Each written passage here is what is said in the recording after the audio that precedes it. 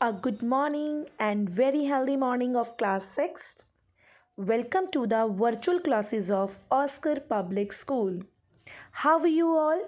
I hope you all are fit and fine at your home and you are also take caring of yourself.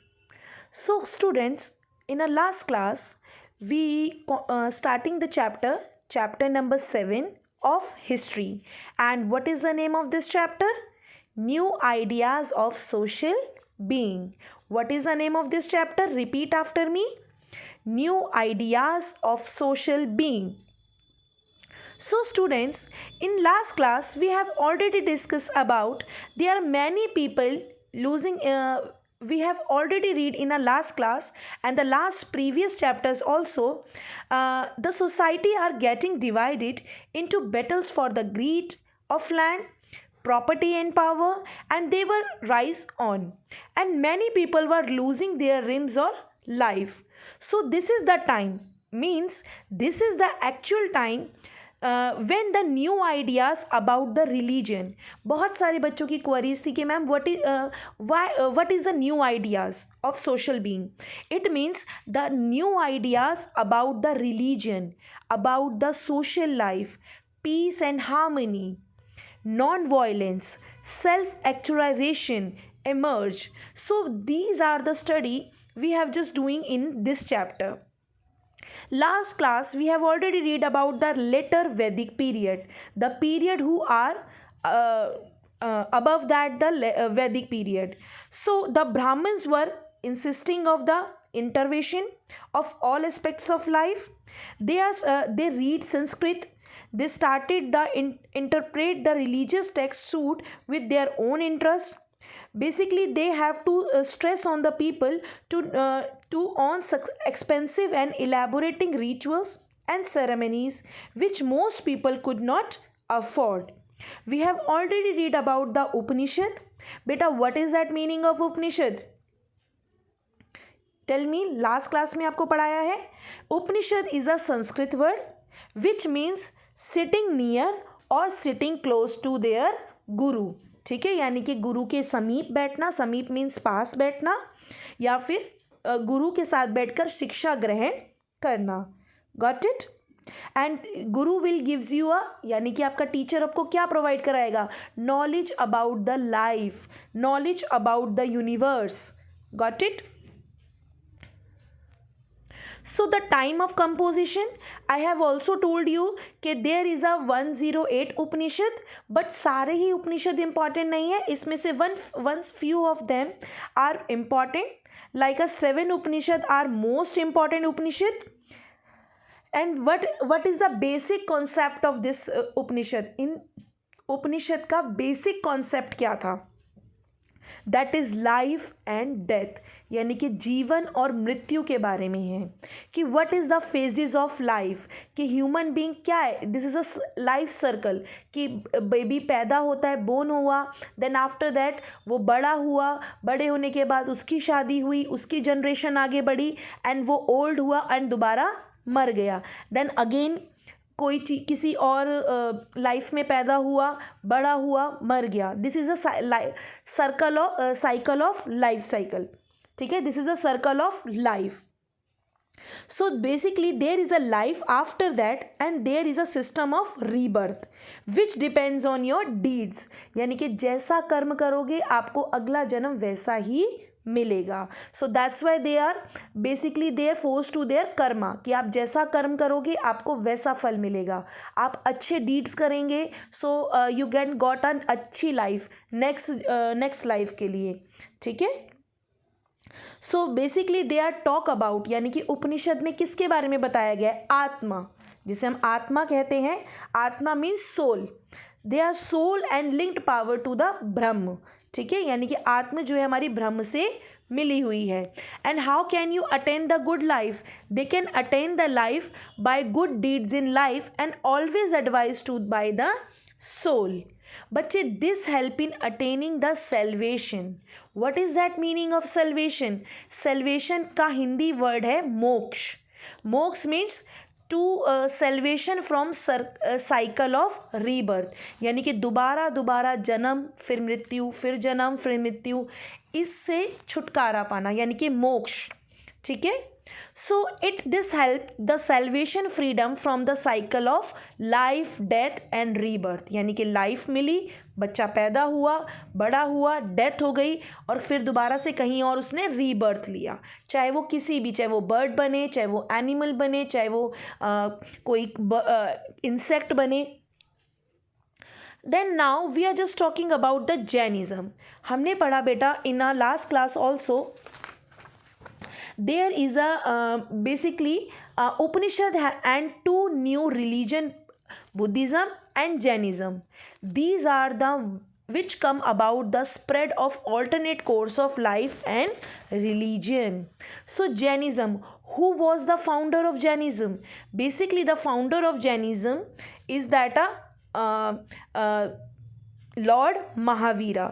बच्चे there is a 3000 BCE and the reference in gurus, यानी कि अगर हम देखें तो Jainism के जो गुरुज थे तीर्थांकर, ये बहुत सारे बच्चों ने मुझसे कल पूछा on a query time, ma'am what is that meaning of Tirthankar. तो तीर्थांकर मीन्स बेटा गुरु।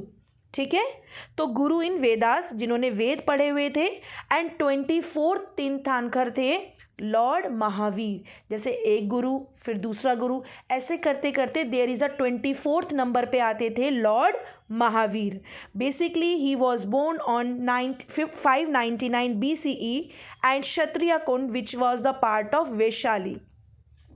मैंने आपको ये भी बताया था, his father was a king Siddhartha and his mother name is Trishala and they follow are the Parshvanath. And what is the name of that Lord Mahavir? At the birth time, his name was Vardhaman. Got it? And just because of he was very brave, fearlessness थी इनमें, brave थे, ठीक है, एक तरीके से courage वाले थे, so that's why people called him Mahavira, इसीलिए इनको महावीरा कहा गया। Basically his father knows that और फादर वॉन्ट दैट कि ये एक प्रिंस की तरह रहे, but he wanted a simple and very simple life and they did not interest in a material things. इनका कोई भी इंटरेस्ट नहीं था material things. Material things means बड़ा घर, बड़ा रथ, बहुत सारी अच्छी अच्छी चीज़ें, सोने के लिए बहुत अच्छा सा बेड, बहुत सारी चीज़ें यूज़ करने के लिए, इन्हें ऐसा कुछ करना पसंद नहीं था। He wants that a simple and very simple life, so he did not like this materialist thing. He quit the material world, और इन्होंने ये मटीरियल वर्ल्ड छोड़कर ये एक मॉन्क बन गए। Monk means sadhu. Then after that he worldly घूमना शुरू किया इन्होंने, and left his family and went in the search of enlightenment. Enlightenment means इनको ज्ञान की, कि एक तरीके से इन्हें ज्ञान चाहिए, और जिस तरीके से इन्हें एक मेडिटेशन करना, यानी कि इन्हें एक उज्जवल चीज़ चाहिए जिनसे मेडिटेशन करके इन्हें शांति प्रदान हो, शांति प्राप्त हो। Mahavira is the devoted rest of life preaching internal truth of spiritual freedom, यानी कि आप कहीं बाहर भगवान मत ढूंढिए, आपके अंदर ही भगवान है। आपका मेडिटेशन ही आपको पर ब्रह्म से और आपकी आत्मा को ब्रह्म से मिला सकता है। So he travelled worldwide. Sometime he just enduring that the harshest climate, meeting with the people, walk rich and poor, touchable and untouchable, who came to listen his message, और सभी लोग इनका मैसेज सुनने में काफ़ी interested होते थे। Mahavira sermons were preserved, basically बेटा जो इनके शिष्य थे उन्हें बोला गया गंधार्स, ठीक है, who just time were recorded up palm leaves and preserved, और इनकी कही गई बातें उन्होंने पाम लीव्स में लिखी।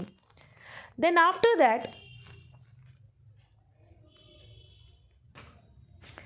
so the Mahavira's were preserved orally his immediate disciples.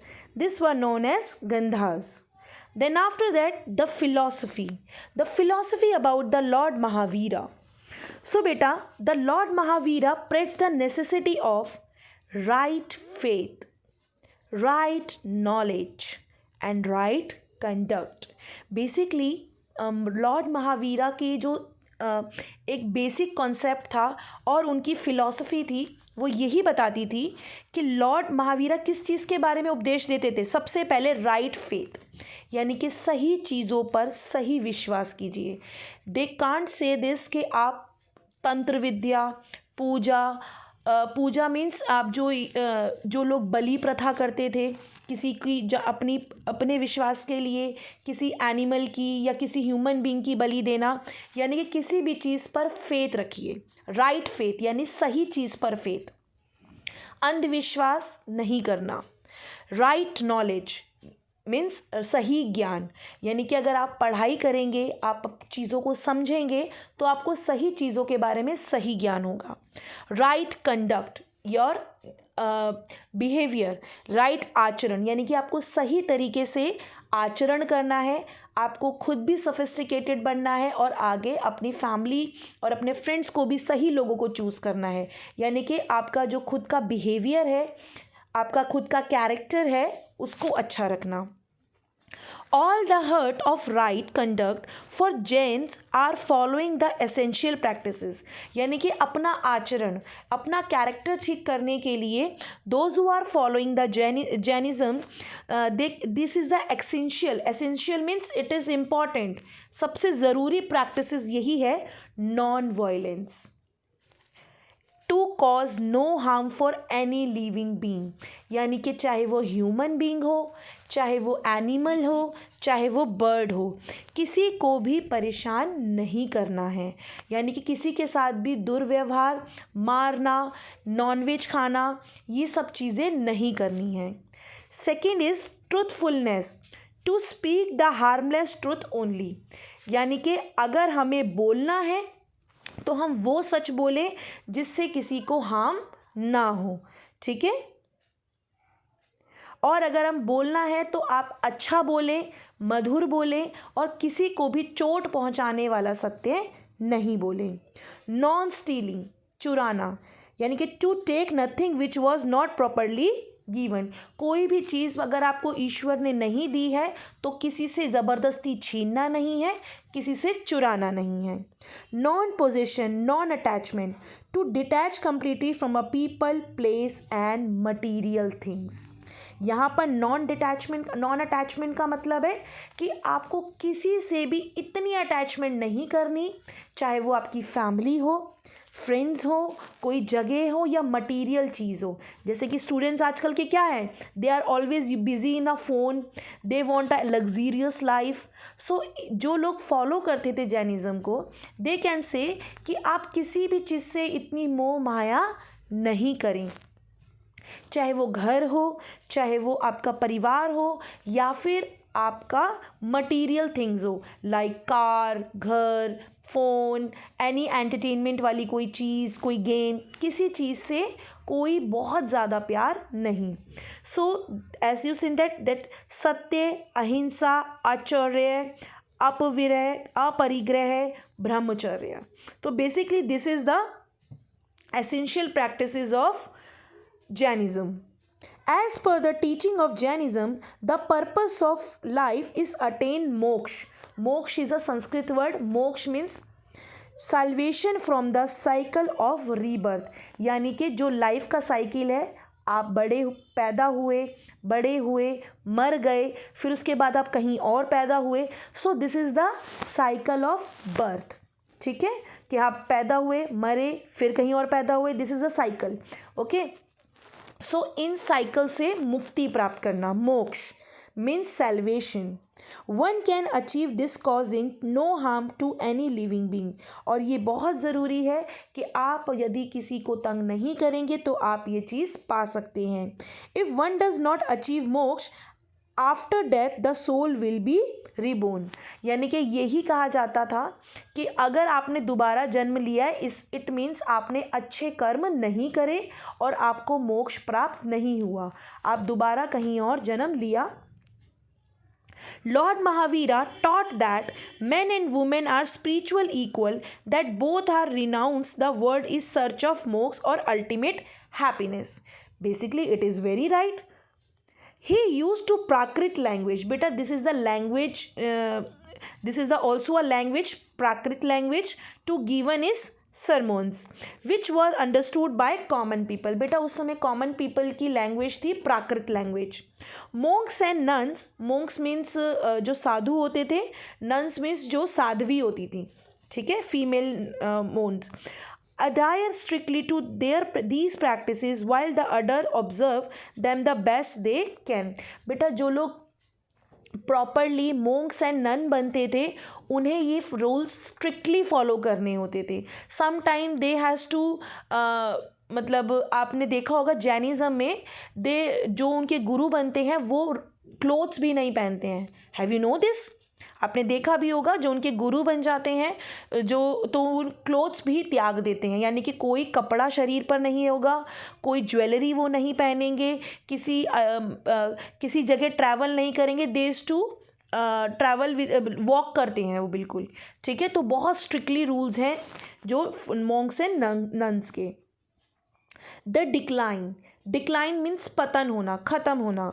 The few century after Mahavira nirvana death, यानी कि निर्वाण मीन्स होता है जब उन्हें मृत्यु मिली, ठीक है. निर्वाण मीन्स जब उन्हें मृत्यु मिली. The religious procedures become more and more complex, यानी कि after the death of Mahavira these sequence और these practices are now come to the complex form. Subsequent generation felt it was the impractical and difficult to live worldly affair and materialistic life.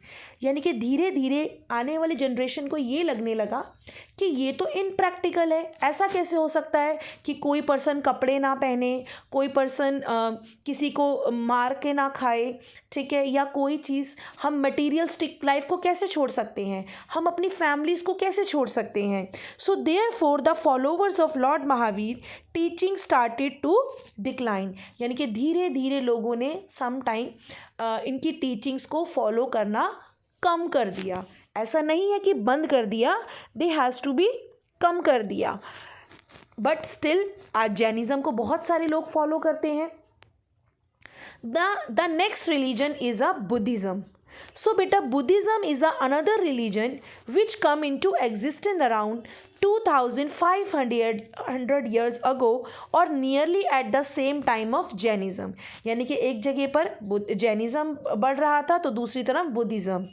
And the Upanishad Buddhism was started by Gautam Buddha.